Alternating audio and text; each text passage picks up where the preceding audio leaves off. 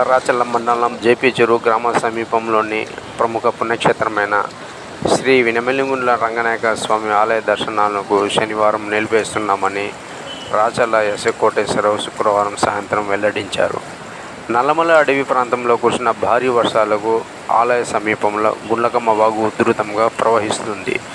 భక్తుల భద్రతకు దృష్టిలో ఉంచుకొని ఆలయ ఈవోతో చర్చించిన అనంతరం శనివారం దర్శనాలు నిలిపేస్తున్నామని ఎస్ఐ కోటేశ్వరరావు పేర్కొన్నారు. దూర ప్రాంతాల నుంచి వచ్చే భక్తులు తుఫాను పరిస్థితులను గుర్తించి దర్శనానికి రావద్దని అధికారులను విజ్ఞప్తి చేశారు.